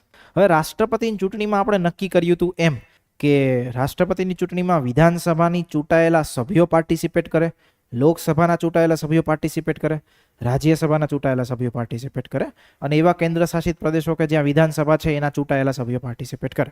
તો કે હવે આમાં શું કરવામાં આવે? તો કે આમાં પેલા વોટ વેલ્યુ નક્કી કરવામાં આવે. કારણ કે આપણે આગળ જોયું કે ઓછામાં ઓછા મત શું? તો કે ઓછામાં ઓછા મતમાં શું આવતું હતું? કુલ મતોની સંખ્યાનું મૂલ્ય ડિવાઈડ બાય 2 પ્લસ. તો કે હવે આ કુલ મતની સંખ્યાનું મૂલ્ય તો નક્કી કરવું પડશે. તો એ કુલ મતની સંખ્યાનું મૂલ્ય કઈ રીતે નક્કી થાય? તો કે એની પહેલી પ્રોસેસ કે વિધાનસભાના જે સભ્યો હોય એનું મત મૂલ્ય નક્કી કરવાનું. વિધાનસભા મતલબ કે ગુજરાતની વિધાનસભા, મહારાષ્ટ્રની વિધાનસભા, ઉત્તર પ્રદેશની વિધાનસભા, મધ્યપ્રદેશની વિધાનસભા, આવી રીતે બધા જ રાજ્યો જે છે એનું મત મૂલ્ય અલગ અલગ નક્કી થાય. શું કામ અલગ અલગ નક્કી થાય? હમણાં ફોર્મ્યુલા આપણે જોઈએ એટલે ખબર પડશે. તો કે જો સૌ પ્રથમ રાજ્યની વિધાનસભાના ચૂંટાયેલા સભ્યોનું મત મૂલ્ય નક્કી કરવામાં આવે. કઈ રીતે કરવામાં આવે? તો કે ભાઈ આ ફોર્મ્યુલાથી. ફોર્મ્યુલા શું છે? તો કે વિધાનસભાના સભ્યનું મત મૂલ્ય ઇઝ ઇક્વલ ટુ રાજ્યની કુલ વસ્તી કયા વર્ષ પ્રમાણે? તો કે 1971 મુજબ ડિવાઈડ બાય રાજ્યની વિધાનસભાના કુલ ચૂંટાયેલા સભ્યો, મતલબ કે રાજ્યની વિધાનસભામાં જે સંખ્યા હોય તે મલ્ટીપ્લાય બાય 1/1000. આવી રીતની ફોર્મ્યુલા છે. હવે આ ફોર્મ્યુલા શું કામ છે, આવી જ શું કામ છે, અહીંયા ડિવાઈડ બાય 1000 જ શું કામ કર્યું, એ કોઈ જ આપણો કન્સર્ન છે નહીં, કારણ કે આપણે એ સેન્ટિમેન્ટ્સમાં ઉતરવાનું નહીં અને આપણને કંઈ પૂછાતું નહીં. બસ આ ફોર્મ્યુલા પૂછાય, એ ફોર્મ્યુલા આપણને યાદ હોવી જોઈએ. તો આ ફોર્મ્યુલા મુજબ માનો તમારે ગુજરાતની વિધાનસભાનું મત મૂલ્ય નક્કી કરવું હોય તો કે ભાઈ 1971 મુજબ ગુજરાતમાં પોપ્યુલેશન આવી રીતની હતી, 2,66,97,488 આટલા લોકો હતા. ટોટલ સીટ્સ કેટલી હતી? 182. તો કે ફોર્મ્યુલા મૂકો, 2,66,97,488 ડિવાઈડ બાય 182. આખી વસ્તુને આપણે 1000 થી ડિવાઈડ કરીશું તો આન્સર શું આવશે? 147. એક વ્યક્તિનું મત મૂલ્ય છે. 182 લોકો જે છે ને, એક વ્યક્તિનું મત મૂલ્ય શું? 147. એક મેમ્બરનું. મતલબ એ સમજો, જ્યારે મેમ્બર પોતાની પસંદગીનો અગ્રતાક્રમ આપે છે, કોઈ વ્યક્તિ પ્રેસિડેન્ટ તરીકે ઇલેક્શન થવાનું હોય, મતપત્રમાં એવું લખે કે એ મારો પહેલો પ્રેફરન્સ, મતલબ કે એને કેટલા વોટ જશે? 147. ક્લિયર? સમજાણી? આવી રીતની વસ્તુ. કોઈ વ્યક્તિ એવું કહેશે કે બી મારો પહેલો પ્રેફરન્સ છે, તો એને કેટલા મત મૂલ્યો જશે? 147. તો આ ક્વેશ્ચન એટલા માટે યાદ રાખજો કે આ પૂછાયેલું છે કે ભાઈ ગુજરાતના એક સભ્યનું મત મૂલ્ય કેટલું? તો કે 147. આગળ વધીએ. આ જે ફોર્મ્યુલા નક્કી થશે, કે આ ફોર્મ્યુલાથી જે તમને આન્સર મળશે એનાથી સંસદ સભ્યના મત મૂલ્યનો સરવાળો થશે. મતલબ સંસદ સભ્યનું મત મૂલ્ય નક્કી થશે. તો કે એ કઈ રીતે નક્કી થશે? તો કે જો આ ફોર્મ્યુલો, સંસદ સભ્યનું મત મૂલ્ય તમામ રાજ્યોની વિધાનસભાના મત મૂલ્યનો કુલ સરવાળો. તમામ રાજ્યોની વિધાનસભા મતલબ કે ગુજરાત, મહારાષ્ટ્ર, પશ્ચિમ બંગાળ, બધા લોકોની મત મૂલ્ય જે સરવાળો થાય ભેગો, એ ડિવાઈડ બાય ચૂંટાયેલા સભ્યોની કુલ સંખ્યા, મતલબ સંસદમાં જે ચૂંટાયેલા સભ્યો છે તે. તો કે આ ફોર્મ્યુલા જો આપણે આવી રીતે મૂકી તો કે રાજ્યસભામાં ચૂંટાયેલા સભ્યો કેટલા હોય? 233. લોકસભામાં ચૂંટાયેલા સભ્યો કેટલા હોય? તો કે 543. ટોટલ ચૂંટાયેલા સભ્યો કેટલા થાય? 576. અહીંયા એક આપણી પાસે ફિગર છે. ફિગર શું છે? તો કે બધી જ વિધાનસભાઓના મત મૂલ્યનો સરવાળો, તો કે આ થાય છે, એને ડિવાઈડ બાય 776. એક સંસદ સભ્યનું મત મૂલ્ય શું મળ્યું? 708. તો આ વસ્તુ બી યાદ રાખવાની કે એક સંસદ સભ્યનું મત મૂલ્ય કેટલું થાય? 708. હવે એક વસ્તુ યાદ રાખો, તમને એવું ક્વેશ્ચન પૂછે કે દરેક રાજ્યની વિધાનસભાઓના મત મૂલ્ય સમાન હોય છે. Answer is true or wrong. શું કામ? વસ્તી અલગ હોય, બેઠકો બી અલગ હોય. ઓકે, તો એટલા માટે દરેક રાજ્યની વિધાનસભાનો મત મૂલ્યનો સરવાળો સરખો થાય, પણ સંસદ સભ્યનું મત મૂલ્ય સમાન રહે. શું કામ? કારણ કે બધી રાજ્યોના વિધાનસભાના મત મૂલ્યનો સરવાળો ડિવાઈડ બાય કુલ ચૂંટાયેલા સંસદ સભ્યો. તો આ ફોર્મ્યુલાથી શું આવશે? 708 એક મેમ્બરનું મત મૂલ્ય થાય. મતલબ કે જ્યારે સંસદનો એક સભ્ય વોટ કરશે રાષ્ટ્રપતિને, પોતાની પસંદગીનો પ્રથમ અગ્રતાક્રમ આપશે, એને કેટલા વોટ ટ્રાન્સફર થશે? 708. ક્લિયર હુઆ ये चीज? હવે આ ફોર્મ્યુલાને આપણે સમજી, એ ફોર્મ્યુલાને આપણે એક એક્ઝામ્પલના માધ્યમથી સમજીએ કે રાષ્ટ્રપતિની ચૂંટણી એકચ્યુઅલમાં થાય છે કઈ રીતે. ઓકે, એની ચૂંટણીમાં કઈ વસ્તુઓ ધ્યાને લેવામાં આવતી હોય છે. તો કે જો રાષ્ટ્રપતિની ચૂંટણી પ્રક્રિયા, ઓછામાં ઓછા મત પહેલા નક્કી થશે. તો ઓછામાં ઓછા મત કઈ રીતે થાય? તો કે મત મૂલ્યનો સરવાળો, કે કુલ મત મૂલ્ય ડિવાઈડ બાય 2 તો કે ભાઈ માનો કુલ મત મૂલ્ય 1 લાખ છે, ડિવાઈડ બાય 2 પ્લસ 1 કેટલા થશે? 50,000 ને 1. તો મતલબ ભાઈ માનો એક જગ્યાએ રાષ્ટ્રપતિની ચૂંટણી છે, તો કે જે વ્યક્તિને રાષ્ટ્રપતિ બનવું હોય એને કુલ કેટલા વોટ વેલ્યુ મળવા જોઈએ? 50,000 ને 1 વોટ વેલ્યુ મળવા જોઈએ. જો એને મળી જાય તો એ વ્યક્તિ રાષ્ટ્રપતિ ગણાય. પણ માનો ઇન કેસ નથી મળતા તો ઘણી વખત કેવું થતું હોય, જો માનો 3 લોકો જે છે એ 3 લોકો પાર્ટિસિપેટ કરે છે, A, B અને C. આ 3 લોકો રાષ્ટ્રપતિની ચૂંટણીમાં પાર્ટિસિપેટ કરે છે. બધી પ્રોસેસ થઈ, વિધાનસભાના લોકોએ વોટ કર્યું, સંસદના લોકોએ વોટ કર્યું. એટ ધ એન્ડ ટોટલ મત મૂલ્ય કેટલા હતા? 1 લાખ. તો એ 1 લાખમાંથી માનો એવી સિચ્યુએશન થઈ કે ભાઈ માનો આને જે છે એ લેટ્સ સે 40,000 મત મૂલ્ય મળ્યા, આને જે છે એ 40,000 મત મૂલ્ય મળ્યા, વધ્યા કેટલા? 60,000. 60,000 માંથી માનો બી ને જે છે એ 45,000 મત મૂલ્ય મળ્યા અને સી ને જે છે એ 15,000 મત મૂલ્ય મળ્યા. કેટલા થયા? 40 ને 40 80, 80 ને 5 85 અને 15 1 લાખ. આવી રીતની મત મૂલ્યનો સરવાળો થયો. કુલ કેટલા છે? 1 લાખ. બધા લોકોને વોટ તમે at the end vote count કર્યા તો આવી વસ્તુ આવી 40,000 45,000 15,000. મિનિમમ કેટલા જોઈએ? 50,000 ને 1. કોઈને મળ્યા નહીં? મળ્યા. તો સૌથી ઓછા કોને છે? સી ને. તો આ સી જે છે એ કોમ્પિટિશનમાંથી શું થશે હવે? તો કે હવે શું થાય? તો કે હવે આના જે 15,000 મત મૂલ્ય આપણે જોઈએ ને, તો એ શું હશે? ઓલું જે બેલેટ પેપર હશે એમાં જેટલા લોકોએ સી ને પેલો પસંદગીનો અગ્રતાક્રમ આપ્યો હોય એટલા વોટ એને ટ્રાન્સફર થયા હોય, તો સી ને જેટલા પેલો પ્રેફરન્સ આપ્યો હોય એ લોકોનું મત મૂલ્ય ભેગું થઈને કેટલું થયું હશે? 15,000. હવે આ સી ને જેમાં પ્રથમ અગ્રતાક્રમ મળ્યો છે એમાં કોકને બીજો બી મળ્યો હશે. ઓકે, તો બીજો કોને મળ્યો હશે? કાં તો એને મળ્યો હશે, કાં તો બી ને મળ્યો હશે. તો કે ભાઈ એવું કરીએ આપણે કે આ 15,000 જે છે એ 15,000 માંથી લેટ્સ સે 5,000 જે છે એમાં સેકન્ડ અગ્રતાક્રમ કોણ હતો અને 10,000 જે છે એમાં સેકન્ડ અગ્રતાક્રમ કોણ હતો? તો કે બી. આ વોટ એમના ખાતામાં ટ્રાન્સફર થઈ જાય. This is called as a single transferable vote. હવે તમે સરવાળો કરો તો કે આને કેટલા મળે? 55,000. આને કેટલા મળશે? 45,000. મિનિમમ કોટા કેટલો જોઈએ? 50,000 ને 1. કોણ પ્રાપ્ત કરે છે? તો બી વિલ બી ધ પ્રેસિડેન્ટ. આવી રીતે કન્ટિન્યુઅસલી રાઉન્ડમાં ગણતરી થતી રહે. બટ આ પ્રોસેસ આપણા માટે ક્યાંય કામની નથી. આપણા માટે 3 ફોર્મ્યુલા કામની છે. શું? એક તો ઓછામાં ઓછા મત મૂલ્ય કેટલા હોવા જોઈએ, બીજી વસ્તુ એક સંસદ સભ્યનું મત મૂલ્ય કેમ નક્કી થાય, ત્રીજી વસ્તુ વિધાનસભાના સભ્યનું મત મૂલ્ય નક્કી થાય. આપણને ક્વેશ્ચન આમાંથી જ પૂછાવાનું. ઓકે, આ તો આપણા અન્ડરસ્ટેન્ડિંગ માટે. અને બીજી વસ્તુ આ ક્યાંય કોઈ બુકમાં નહીં આપ્યું હોય, ગેરંટી. તો હું જ્યારે સમજતો હતો ત્યારે મને એટલું કન્ફ્યુઝન થતું હતું આ સમજવામાં કે મેં બહુ બધા નેટમાં વિડીયોઝ હિન્દી માર્યા હતા. પછી એક જગ્યાએ મને ઉદાહરણ મળ્યું કે ચલો ભાઈ આવું છે. એટલા માટે આ વસ્તુ કે લખવાની બી જરૂરિયાત નહીં અને સચ કોઈ કામની બી નહીં. બટ આપણે જસ્ટ યાદ રાખીશું શું જે મત મૂલ્યનો સરવાળો કઈ રીતે થાય છે. ચલો, તો આ આખી પ્રોસેસ જ મેં લખી છે, રાઈટ. એ પ્રોસેસ તમારે વાંચવું હોય તો તમે વાંચી શકો. સો અહીંયા તમારું રાષ્ટ્રપતિનું ચેપ્ટર જે છે એ પૂર્ણ થાય છે. ઓકે, રાષ્ટ્રપતિના ચેપ્ટરમાં આપણે આપણી વસ્તુઓ ડિસ્કસ કરવાની હતી. હવે શરૂ કરીશું સાથે સાથે ઉપરાષ્ટ્રપતિનું ચેપ્ટર. 5 જ મિનિટ થશે ઉપરાષ્ટ્રપતિનું ચેપ્ટર ભણતા. ઓકે, કારણ કે સ્લાઇડ્સ કેટલી છે? એક, એનાથી વધારે કોઈ સ્લાઇડ્સ જ નહીં. ઓકે, અને બહુ નાનકડું ચેપ્ટર છે અને કાંઈ વધારે એમાં મગજમારી બી નહીં. તો ચલો સમજીએ, શરૂઆત કરીએ. તો કે જો જેવી રીતે રાષ્ટ્રપતિ હોય એવી જ રીતે બીજા પદ ઉપર એક વ્યક્તિ હોય. શું? સેકન્ડ રોમાં. તો કે ઉપરાષ્ટ્રપતિ, called as an vice president. શું સમજવાનું છે? તો કે કઈ રીતે વાઇસ પ્રેસિડેન્ટની ચૂંટણી થાય, કઈ રીતે વાઇસ પ્રેસિડેન્ટ બને, શું એનું કામ હોય અને કઈ રીતે એને પદ પરથી દૂર કરી શકાય. આટલી જ વસ્તુઓ. તો કે જો પહેલી વસ્તુ કે અનુચ્છેદ 63 એવું કહે છે કે ભારતમાં એક ઉપરાષ્ટ્રપતિ હશે. સેકન્ડ, ઉપરાષ્ટ્રપતિનું મેઇન કામ શું? તો કે કાંઈ જ કામ નહીં. મેઇન કામ એ રાજ્યસભાનું સંચાલન કરવું. રાજ્યસભા જે છે આપણું સેકન્ડ ગૃહ, એ રાજ્યસભામાં જે સંચાલન કરવાનું થાય, મતલબ કે રાજ્યસભાનું આખું મોનિટરિંગ કરવાનું થાય, એ કામ કોણ કરે? ઉપરાષ્ટ્રપતિ. મતલબ અહીંયા એવું લખ્યું છે કે ઉપરાષ્ટ્રપતિ જે છે એ હોદ્દાની રૂએ, મતલબ કે પોતે એ ઉપરાષ્ટ્રપતિ છે, એ હોદ્દાની રૂએ એ શું હશે? તો કે રાજ્યસભાના સભાપતિ હશે. રાજ્યસભાના સભાપતિ હશે. ઉપરાષ્ટ્રપતિ એ રાષ્ટ્રપતિની ભૂમિકા ક્યારે ભજવે? તો કે ઘણી વખત એવી સ્થિતિ થતી હોય કે ભાઈ રાષ્ટ્રપતિ બીમાર હોય, ઓકે, રાષ્ટ્રપતિ જે છે એ કામ ના કરી શકતા હોય, રાષ્ટ્રપતિ કામ કરવામાં અસમર્થ હોય, તો ત્યારે એ શું કરે? ઉપરાષ્ટ્રપતિને બનાવે રાષ્ટ્રપતિ. તો ત્યારે ઉપરાષ્ટ્રપતિ જે છે એ રાષ્ટ્રપતિની ભૂમિકા ભજવે. તો કે કેવા કિસ્સામાં? પહેલી વસ્તુ, રાષ્ટ્રપતિનું મૃત્યુ થાય, રાજીનામું આપે, પદ પરથી દૂર કરવામાં આવે, તો આવા કિસ્સામાં કોણ રાષ્ટ્રપતિ બનશે?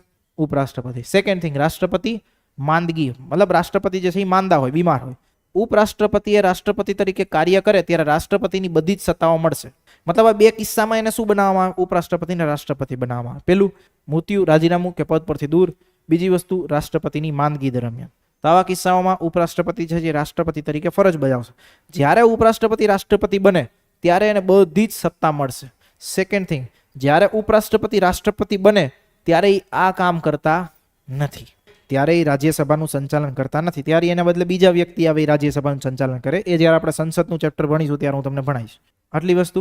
નાવ ઉપરાષ્ટ્રપતિ બનવાની લાયકાત શું જોઈએ? તો કે સિમ્પલ, ભારતના નાગરિક હોવા જોઈએ, 35 વર્ષથી વધારાની વય હોવી જોઈએ, રાજ્યસભાના સભ્ય તરીકે ચૂંટાવાની લાયકાત ધરાવતા હોવા જોઈએ, અને ચોથી વસ્તુ લાભનું પદ ધરાવતા ના હોવા જોઈએ. બસ આ 4 જ કન્ડિશન એમને જરૂર પડે પદ ઉપર બનવા માટે, મતલબ ચૂંટણી લડવા માટે. ધેન ઉપરાષ્ટ્રપતિની ચૂંટણી કઈ રીતે થાય? જેવું રાષ્ટ્રપતિનું મતદાર મંડળ હતું એવી જ સેમ પ્રોસેસમાં ઉપરાષ્ટ્રપતિની બી ચૂંટણી થાય. પણ ઉપરાષ્ટ્રપતિની ચૂંટણીમાં કોણ પાર્ટિસિપેટ કરે? તો કે જો ભાઈ પહેલી વસ્તુ સમજ લો કે રાજ્યની વિધાનસભાના કોઈ આવતા નહીં. રાષ્ટ્રપતિમાં આવતા હતા, આમાં કોઈ જ નહીં. આમાં કોણ છે? તો કે સંસદના બંને ગૃહના ચૂંટાયેલા અને નામાંકિત સભ્યો બે આવી જાય, એવું બી નહીં નામાંકિત નહીં, બે ઇલેક્ટેડ એન્ડ નોમિનેટેડ બે લોકો જે છે એ પાર્ટિસિપેટ કરે. તો આ રાષ્ટ્રપતિ ઉપરાષ્ટ્રપતિની ચૂંટણીનું મતદાર મંડળ છે. ચૂંટણી કઈ રીતે થશે? તો કે સેમ રાષ્ટ્રપતિની જેમ જ સમાન પ્રતિનિધિત્વ અને એકલ સંક્રમણીય મત પદ્ધતિ. આપણે જોયું ઓલું મત મૂલ્ય હોય આ તે સેમ આવી જ વસ્તુ. ચૂંટણી પ્રક્રિયા શું? તો કે જે વ્યક્તિને ઉપરાષ્ટ્રપતિ બનવું હોય એના નામનો પ્રસ્તાવ 20 લોકોએ કરવો પડે. મતલબ 20 લોકો જે છે એમનો નામનો પ્રસ્તાવ લઈને આવે અને સામે બીજા 20 લોકો એ નામને સપોર્ટ કરે. મતલબ કે 40 લોકોનો ટોટલ આવવું પડે, એવું કહેવું પડે કે ભાઈ આ વ્યક્તિને ઉપરાષ્ટ્રપતિ બનાવો. ઓકે, પછી એનું નામાંકન ભરાય. તો ઉમેદવારનો પ્રસ્તાવ જે છે એ 20 સભ્યોએ કરવો પડે, બીજા 20 સભ્યો એમના નામને સમર્થન આપવું પડે, આરબીઆઈમાં 15,000 રૂપિયા એને ડિપોઝિટ કરવા પડે. જો એને ટોટલ વોટ હોય એના વોટના 1/6 વોટ ના મળે તો એના 15,000 રૂપિયા જાય. ઓકે, મતલબ ડિપોઝિટ જપ્ત થઈ જાય. અને કુલ મતના 50% પ્લસ 1 વોટ મળે એટલે એ વિજેતા બને, જે આપણે આગળ રાષ્ટ્રપતિમાં જોયું હતું એવું જ. શપથ તો કે કોણ અપાવશે? તો કે રાષ્ટ્રપતિ અપાવશે. કાર્યકાળ કેટલો હોય? તો કે 5 વર્ષનો એનો કાર્યકાળ હોય. 5 વર્ષ પહેલા એને રાજીનામું આપવું હોય તો કોને આપી શકે? રાષ્ટ્રપતિને આપી શકે. અને ઉપરાષ્ટ્રપતિને પદ પરથી તમારે દૂર કરવા હોય તો શું કરી શકો? તો કે ભાઈ જો ઉપરાષ્ટ્રપતિને પદ પરથી દૂર કરવાનો પ્રસ્તાવ ઓનલી એન્ડ ઓનલી રાજ્યસભામાં જ રજૂ થઈ શકે. લખી લેજો આ વસ્તુ. રાષ્ટ્રપતિને પદ પરથી દૂર કરવાનો રાજ્યસભામાં જ રજૂ શકે. પછી લોકસભાની સંમતિ બાદ એને તમે દૂર કરી શકો. કેવા પ્રકારની બહુમતી જોઈએ? તો કે ભાઈ જોઈએ વાસ્તવિક બહુમતી. વાસ્તવિક બહુમતી શું છે? તો કે ભાઈ જો કોઈ બી સમયે જે ગૃહની સંખ્યા હોય, લેટ્સ સે ગૃહની સંખ્યા હોય 182 માની લઈએ, 182 માંથી એવું હોય કે ભાઈ 12 મેમ્બર જે છે એ કોઈ રાજીનામું કે મૃત્યુ થયું એને લીધે પદ પરથી ખાલી થયા, તો 182 માઇનસ કેટલા થાય? 12. કેટલા વધે? 160. 160 જ વધે, સોરી 170. 170 તો 170 લોકોની બહુમતી ગણાય. આને કહેવાય વાસ્તવિક બહુમતી. મતલબ કે વાસ્તવિક સંખ્યા કેટલી છે એની બહુમતી. ઓકે, તો ઉપરાષ્ટ્રપતિને પદ પરથી દૂર કરવા માટે વાસ્તવિક બહુમતીથી તમે પસાર કરી શકો. ઠરાવ પ્રસ્તાવ જે છે એ ઓનલી એન્ડ ઓનલી રાજ્યસભામાં જ લાગુ થઈ શકે, રાજ્યસભામાં જ રજૂ થઈ શકે. હવે એક બીજી વસ્તુ છે, ઉપરાષ્ટ્રપતિના પગાર ને ભથ્થા. તો કે એને બીજી અનુસૂચિ મુજબ પગાર ને ભથ્થા મળે, સંસદ નક્કી કરે એમ. પણ ઉપરાષ્ટ્રપતિને ઉપરાષ્ટ્રપતિ તરીકેનો પગાર નહીં. શેનો પગાર મળે છે? રાજ્યસભાના સભાપતિ તરીકેનો પગાર મળે છે. તો આ વસ્તુ યાદ રાખજો, એકવાર જીપીએસસીમાં પૂછાઈ ગયેલું છે. કાર્યકાળ દરમિયાન એમનો પગાર ઘટાડી શકાય નહીં. એમનું કામ ને એની સત્તા શું છે? તો કે ભાઈ મેઇન કામ એનું છે કે રાજ્યસભાનું સંચાલન કરવું, રાજ્યસભાનું મોનિટરિંગ કરવું, રાજ્યસભામાં વોટિંગ કરાવે. હવે માનો કોઈ બિલ ઉપર વોટિંગ કરાવતા હોય, બે બિલમાં સરખા વોટ પડે, મતલબ ફેવરમાં બી 10, અગેન્સ્ટમાં બી 10, તેવા સમયે રાજ્યસભાના સભાપતિ પોતે આવે ને પોતે વોટ આપે. આને કહેવાય કાસ્ટિંગ વોટ. આ ડિસ્કશન આપણે સંસદનું ચેપ્ટર ભણીશું ત્યારે આવશે. તો કોઈ ખરડા ઉપર સરખા મતના વિભાજનની સ્થિતિમાં એ પોતે નિર્ણાયક મત આપે, એને કહેવાય કાસ્ટિંગ વોટ. તો એ એક એમની પાસે કાર્ય. રાષ્ટ્રપતિ તરીકે કાર્ય કરે ત્યારે રાજ્યસભાના સભાપતિ તરીકે કામ કરશે. પદ પરથી દૂર કરવાની પ્રક્રિયા, તો કે જો કયા કારણથી દૂર કરી શકાય એની કોઈ જોગવાઈ નથી. જો દૂર કરવા હોય તો રાજ્યસભામાં વાસ્તવિક બહુમતીથી તમે પસાર કરી શકો. 14 દિવસની તમારે નોટિસ આપવી પડે. દૂર કરવાનો પ્રસ્તાવ પ્રથમ રાજ્યસભામાં જ રજૂ થાય, ત્યારબાદ લોકસભામાં સાદી બહુમતીથી પસાર થાય. એક ક્વેશ્ચન એવો છે, ઉપરાષ્ટ્રપતિ કે રાષ્ટ્રપતિની ચૂંટણીના સંદર્ભે કોઈ વિવાદ હોય, મતલબ તમારે કોઈ વિવાદ હોય, કોઈ પ્રશ્ન ઉઠાવવો હોય તો તમે ક્યાં ઉઠાવી શકો? તો કે ઓનલી એન્ડ ઓનલી સુપ્રીમ કોર્ટમાં ઉઠાવી શકો. સુપ્રીમ કોર્ટમાં તમારે પિટિશન કરવી પડે, સુપ્રીમ કોર્ટમાં તમારે અરજી કરવી પડે, અને સુપ્રીમ કોર્ટ પાસે સત્તા છે કે ડિસિઝન આપી ના. બીજા લોકો બી કરી શકે, કોઈ બી કરી શકે. ડન? ક્લિયર હે?